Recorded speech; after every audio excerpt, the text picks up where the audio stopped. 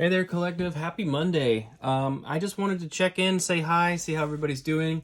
I am actually going to be uploading more. I had a long break last week. As you know, I only uploaded one collective reading on Friday, and I started throwing my cards everywhere because I'm so excited. Here I am. I'm back. Hi. How's it going? I'm really trying to personally, in my personal life, of course, find a balance of kind of following spirit's lead and also applying a sense of discipline as well. So I'm still sort of working that dichotomy out. We don't want to force these things, and we also don't want to be unresponsive when prompted by spirit. So my attempt this week is going to be to release a video every day. Probably basic collective videos. I might just stick with that for a bit. Something that you need to understand, guys, is that we have many, many, many facets to who we are astrologically, much like this beautiful amethyst that's slightly out of frame.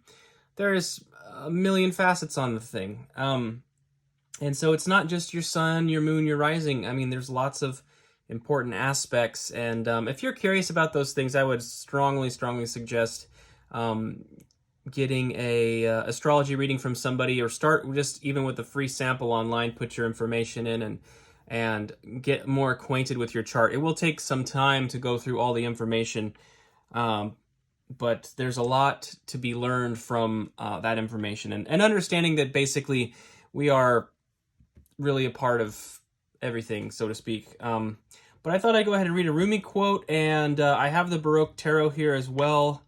And I also have the Chelsea Lenormand. The Baroque Tarot is a little gloomy. It's a little dreamy, a little gloomy, and it's kind of rainy and overcast today. And I felt like it wanted to say something. I haven't read this card yet. It just came out when I spilled everywhere, so we're going to take a look at it right now. Why act like a mule when you are truly a racehorse? Oh yeah, you big stud.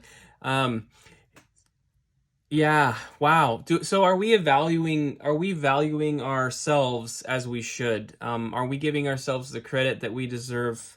Are we even on the flip side of it, are we approaching an evaluation of ourselves with the proper amount of humility, not false humility, not this is sort of an example of that. False humility is just as bad as being egotistical, really. To be true to yourself. So whatever that means for you guys, that's interesting. Somebody maybe needs to hear that today. Maybe you're not thinking too highly of yourselves, or just a misapplied energy. Like I was saying, I want to read as led by spirit, but I don't want to force things. And I'm kind of trying to find that balance. It's like I've always behaved like a mule. I've always behaved like a labor. I am a Taurus sun, and I have a tendency when I'm in work mode, I put my head down and I grind. It's something I can do, but I have other aspects, so maybe that's resonating with you. I hope so. I'm gonna go ahead and pull 3 of these Baroque tarot cards here, and let's see if we can get any information today. Yeah, okay. 4 of Pentacles, 4 of Cups. Somebody's really stuck today. And the Queen of Swords. Yeah, I kind of feel like Spirit's just saying knock that off. 9 of Pentacles underlying the deck. Enjoying the fruits of your labor, right? I think some of us out there need to understand and know and appreciate our own value and enjoy the things about ourselves that we are. This 4 of Pentacles, 4 of Cups energy is like kind of being afraid to move here, being afraid to move forward, the way those pentacles are guarded, and there's a lot of caution here, but there's also this discontentment, this kind of stagnant energy of like wishing you had more, but being afraid to move, right?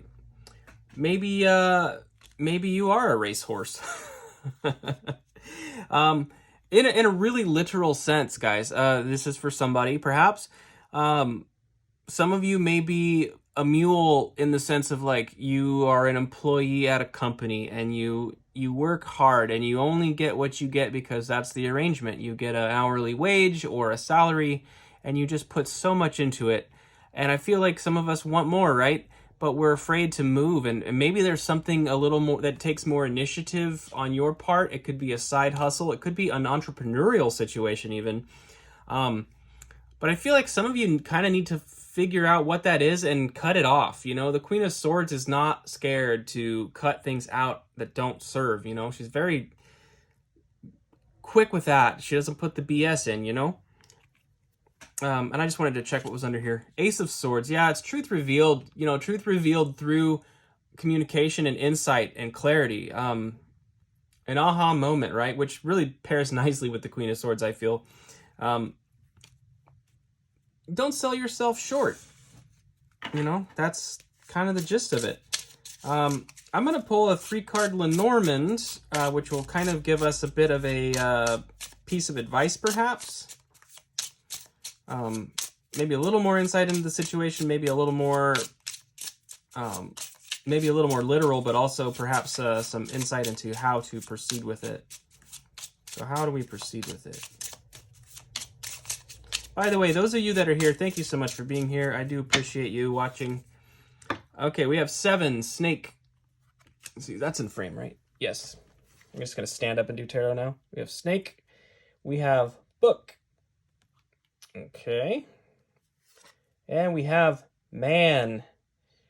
Okay, Snake, Book, Man. Interesting.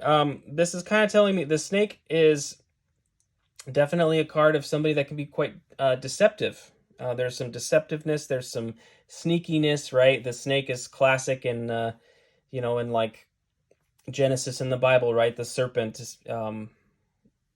is the classic deceiver origin, right? 26th book. This usually is shown as a closed book. It can be about secrets in a lot of ways. And with the Man here, I am picking up on something of a boss vibe or some kind of person that's standing in a place of authority in a sense over the situation. So a boss or maybe just this could represent an energy that just needs to be overcome. You see how it's just right over the Queen of Swords here. This Man card, I feel, is sort of blocking you from something. And perhaps the way out of this static energy here, this stagnant energy, is the Book. In other words, this can also allude to something of study or preparation or gaining knowledge, you know. So it could be time for some of us to maybe begin an educational path and start investing in ourselves, you know, really investing in ourselves heavily. And, you know, so that we're able to sort of get out of these situations where we're sort of being taken advantage of, you know. Well, that's really interesting. Okay, one more card really quick. I do have my Wild Unknown Animal Spirit here, and I'm going to go ahead and pull one of those for you. It sort of represents, you could think of the Animal Spirit cards almost like court cards in the tarot. They're representing energies of people and individuals pretty specifically. I'm using it as a single card and alluding to an energy that we, or you, dear viewer, could embody in this time as another mirror, another reflection of what maybe needs to come. I just dropped a few cards here. There's too many on the floor, so we're not taking those. I'll put them back. Make sure they're all upright. Oh, well. Okay. Sorry about that. Give me 1 second here. Thank you for your patience. Yes. All right. Our card here is Cosmic Egg. Oh, okay. The Cosmic Egg. Cosmic Egg. Ooh, I'm spacing. So the way this deck works is you have the 4 elements, and then the 5th is basically chakra centers. And Cosmic Egg, I feel like, is the crown, is it not? Yes. Yes, it is. Cosmic Egg, completion, harmony, the infinite within the finite. The Cosmic Egg is the final card in the Journey of the Animal Spirit deck, and it represents the unfolding of cosmic consciousness, This state emerges after we have tread the path for quite some time, and through self-effort and grace we experience self-realization. A sense of contentment and oneness spontaneously arises within us, and the veils of our self-limiting beliefs are lifted. When the essence of the cosmic egg has not been activated, we may feel as if we will never get there, or that we travel alone, disconnected from others.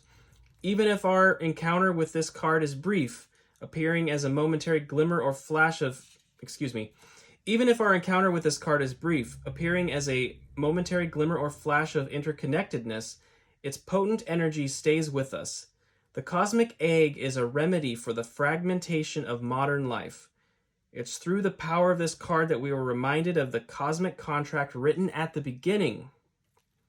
We hold on to life, and life holds on to us. The journey is complete, but does not end. That's awesome. My friends, again, there is a message here that seems to revolve around being categorized or limited either by yourself or by other people putting an imposition upon you. But it's important to remember the crown. It's important to remember your own crown, your own sovereignty, but also the interconnectedness of all things. I kind of talked about this in my last collective reading. We don't, our external enemies, quote unquote, or challenges are really mirrors and facets of our own interpersonal world. And so that's why it's so important to love our enemies and to love ourselves and really do our best in that. I know that's not an easy thing, and some people get triggered when I say love yourself. And I apologize for that, but I stand by it. I believe in it.